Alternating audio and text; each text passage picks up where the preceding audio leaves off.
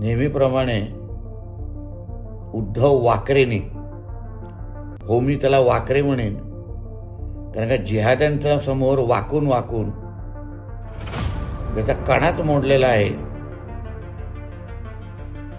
त्या उद्धव ठाकरेंनी आमचे मुंबई भारतीय जनता पक्षाचे अध्यक्ष अमित साटमांच्या आडनावाबद्दल जे अपमानास्पद शब्द काढला,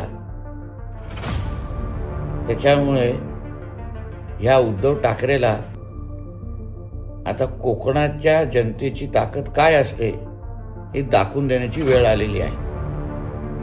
आमच्या कोकणात, आमच्या सिंधुदुर्गात, आमच्या रत्नागिरीत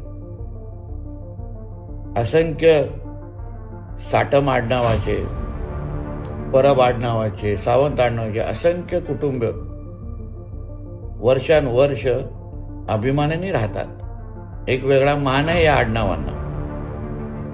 आणि तुम्ही जेव्हा ह्याच आडनावाची खिल्ली उडवता, तेव्हा तुम्ही एका व्यक्तीचे नाही, पण कोकणाच्या समस्त आमच्या भूमीचा, आमच्या ह्या मातीचा तुम्ही अपमान करतात, हे उद्धव वाकरेंनी लक्षात ठेवावं. मला विश्वास आहे की ह्या अपमानाचा बदला, वचपा मुंबईतला राहणारा माझा कोकणातली जनता निश्चित पद्धतीने मतपेटीतून दाखवून देईल.